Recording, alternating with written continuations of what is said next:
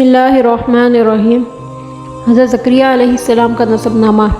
زکریا بن لدن بن مسلم بن صدوق بن حشبان بن داؤد بن سلیمان بن مسلم بن صدیقہ بن خرقیہ بن بلعتہ بن ناحور بن shalom بن انامن بن رحبام بن سلیمان بن داؤد علیہ السلام۔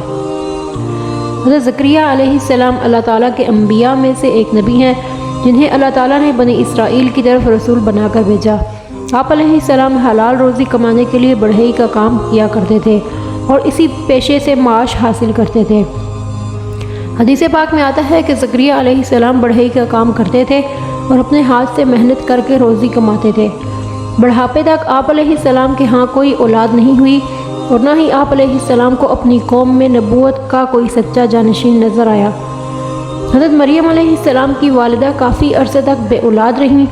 آخرکار اللہ تعالیٰ کے فضل و کرم سے جب حمل ٹھہرا تو انہوں نے یہ نظر مانی کہ اللہ تعالیٰ مجھے جو بھی اولاد عطا فرمائیں گے میں اسے اللہ تعالیٰ کے مقدس گھر یعنی بیت المقدس کی خدمت کے لیے وقف کر دوں گی۔ ان کی خواہش یہ تھی کہ اللہ تعالیٰ انہیں بیٹا عطا فرمائیں گے، لیکن اللہ تعالیٰ کی مرضی وہ جو چاہے عطا فرمائے۔ اللہ تعالیٰ نے انہیں بیٹی عطا فرمائی۔ بیٹی پیدا ہونے پر انہوں نے اس کا نام مریم رکھا اور اللہ رب العزت نے سے عرض پیرا ہوئی کہ اے اللہ میرے ہاں بیٹی پیدا ہوئی ہے۔ اللہ تعالیٰ نے انہیں الہام کیا کہ اسے میری راہ میں وقف کر دو، لہٰذا وہ حضرت مریم علیہ السلام کو لے کر بیت المقدس حاضر ہوئیں۔ وہاں چند افراد تورات لکھ رہے تھے۔ ان میں سے ہر ایک نے مریم علیہ السلام کی کفالت کی خواہش ظاہر کی۔ آخرکار یہ طے پایا کہ قرعہ کے طور پر نہر اردن میں اپنے اپنے قلم ڈالو، جس کا قلم پانی کی تہ میں بیٹھ کر اوپر اٹھ آئے گا وہی اس کی کفالت کرے گا۔ یہ سعادت اللہ رب العزت نے حضرت زکریا علیہ السلام کے نصیب میں لکھی تھی، لہٰذا جب قرآن اندازی ہوئی تو آپ علیہ السلام کا قلم پانی کی تہ میں بیٹھ کر اوپر اٹھ آیا اور دوسروں کے قلم پانی میں بہہ گئے۔ بالاتفاق سب نے یہ تسلیم کر لیا کہ مریم علیہ السلام کی کفالت حضرت زکریا علیہ السلام ہی کریں گے۔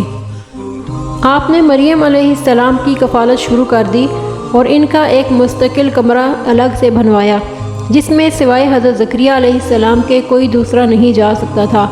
آپ علیہ السلام حضرت مریم کو ضرورت کی تمام اشیاء ان کے کمرے میں پہنچایا کرتے تھے۔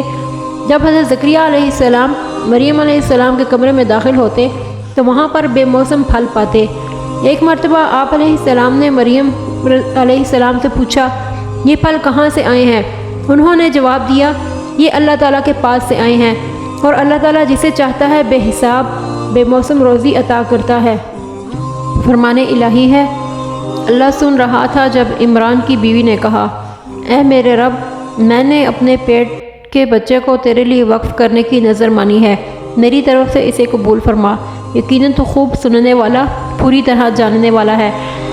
جب عمران کی بیوی نے مریم علیہ السلام کو جنا تو کہنے لگی کہ اے پروردگار میرے ہاں تو لڑکی پیدا ہوئی ہے، حالانکہ اللہ کو خوب معلوم تھا کہ اس نے کیا جنا تھا اور لڑکا لڑکی جیسا نہیں ہوتا۔ خیر میں نے اس کا نام مریم رکھا ہے، میں اسے اور اس کی اولاد کو شیطان مردود سے آپ کی پناہ میں دیتی ہوں۔ پھر ان کے رب نے اسے بخوشی قبول فرما لیا اور اس کو بہترین طریقہ سے پروان چڑھایا۔ زکریا علیہ السلام کو اس کا سرپرست بنایا۔ جب بھی زکریا علیہ السلام ان کے کمرے میں جاتے ان کے پاس کھانے کی چیزیں پاتے تو ان سے پوچھتے اے مریم یہ رزق تمہارے پاس کہاں سے آیا؟ تو وہ جواب دیتی کہ یہ اللہ کے پاس سے آیا ہے، یقیناً اللہ جسے چاہتا ہے بے حساب رزق دیتا ہے۔ حضرت جب زکریا علیہ السلام نے مریم علیہ السلام کے پاس بے موسم پھل دیکھے تو آپ کے دل میں بھی اولاد کی خواہش شدت سے پیدا ہوئی۔ اس وقت اگرچہ آپ خود بھی بوڑھے کمزور اور ہڈیوں کا ڈھانچہ بن چکے تھے، آپ علیہ السلام کے سر کے بال بھی سفید ہو چکے تھے اور بیوی بھی بوڑھی اور بانجھ تھی، مگر پھر بھی آپ علیہ السلام اللہ تعالیٰ کی رحمت سے نا امید نہیں ہوئے اور چپکے چپکے اللہ تعالیٰ سے اولاد کے لیے دعائیں مانگتے۔ فرمان الہی ہے، ترجمہ اے میرے پروردگار مجھے اپنے پاس سے پاکیزہ اولاد عطا فرمائیے، بے شک آپ ہی دعا کو سننے والے اور قبول کرنے والے ہیں۔ فہب لی من لدنک ولیہ، ترجمہ اے میرے رب بس مجھے اپنے پاس سے ایک وارث لڑکا عطا فرمائیے۔ ایک اور جگہ ارشاد ہے اے میرے پروردگار مجھے تنہا نہ چھوڑیے، آپ تو سب سے بہتر وارث ہیں۔ حضرت زکریہ علیہ السلام نے جیسے ہی اللہ رب العزت سے اولاد کی حصول کے لیے دعا مانگی تو ابھی آپ علیہ السلام اسی جگہ ہی کھڑے تھے جہاں آپ نے دعا مانگی تھی کہ اللہ تعالیٰ کے فرشتوں نے آ کر آپ کو بیٹے کی بشارت سنائی، اور ساتھ ساتھ یہ بھی بتایا کہ آپ علیہ السلام کی بانجھ بیوی کو بھی اللہ تعالیٰ نے بچہ جننے کے قابل بنا دیا ہے، اور آپ کے بیٹے کا نام بھی خود ہی یحییٰ رکھا ہے۔ فرمان الہی ہے، فرشتوں نے زکریہ علیہ السلام کو آواز دی جب وہ کمرے میں کھڑے نماز پڑھ رہے تھے کہ اللہ تمہیں یحییٰ بیٹے کی خوشخبری دیتا ہے جو اللہ کا کلمہ عیسیٰ علیہ السلام کی تصدیق کرنے والا، سردار، نفس پر قابو پانے والا، نبوت والا اور نیک لوگوں میں سے ہوگا۔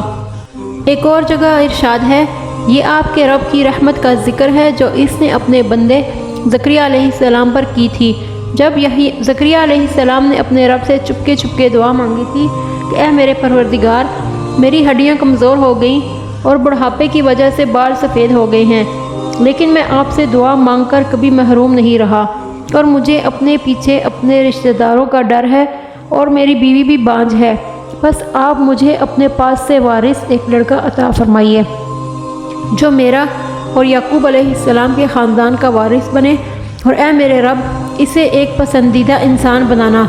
اللہ تعالیٰ نے فرمایا، اے زکریہ ہم آپ کو ایک لڑکے کی خوشخبری دیتے ہیں جس کا نام یحییٰ ہوگا، اس سے پہلے ہم نے اس کا ہم نام کسی کو نہیں بنایا۔ جب اللہ رب العزت نے حضرت زکریہ علیہ السلام کو اپنے فرشتوں کے ذریعے بیٹے کی خوشخبری سنائی تو آپ کو بڑا تعجب ہوا کہ میں خود بھی بوڑھا ہو چکا ہوں اور میری بیوی بھی بانجھ ہے، اب اولاد کیسے ہوگی؟ اور آپ علیہ السلام نے اللہ تعالیٰ سے اس پر کوئی نشانی مقرر کرنے کی درخواست کی۔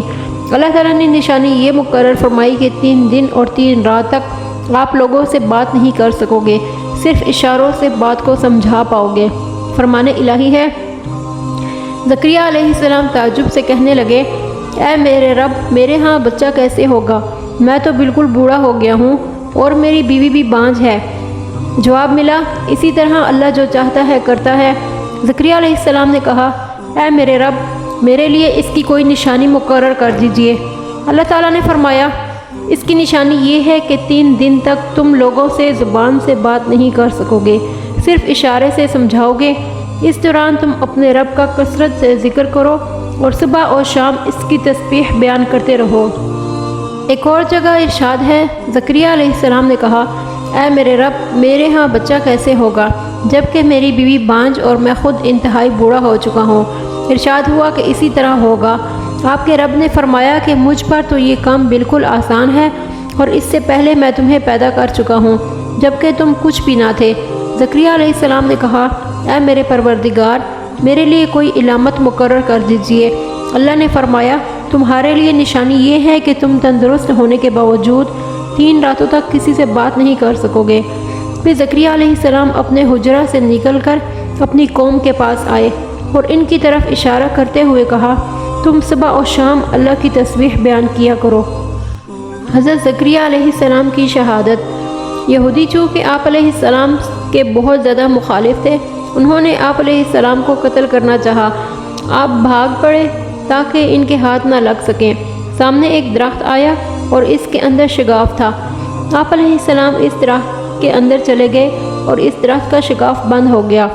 یہودی آپ علیہ السلام کے قدموں کا پیچھا کرتے ہوئے جب درخت کے پاس پہنچے تو دیکھا کہ قدموں کے نشان آگے نہیں جا رہے ہیں، تو انہوں نے اس درخت پر ہی آرا چلا دیا۔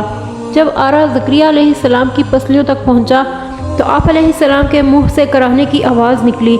اللہ تعالیٰ نے آپ پر وحی فرمائی کہ اگر آپ کا کراہنا بند نہ ہوا تو میں پوری زمین کو تمام مخلوقات سمیت الٹ کر تباہ کر دوں گا، اور اگر آپ نے صبر سے کام لیا تو میں ان یہود پر اپنا غضب نازل کروں گا۔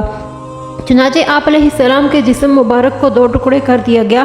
آپ علیہ السلام نے صبر سے کام لیتے ہوئے جام شہادت نوش فرمایا اور زبان سے اف تک نہ کہا۔ امید کرتی ہوں کہ آج کی ویڈیو بھی آپ کو پسند آئی ہوگی۔ ویڈیو پسند آئے تو لائک، شیئر اور سبسکرائب کرنا مت بھولیے گا۔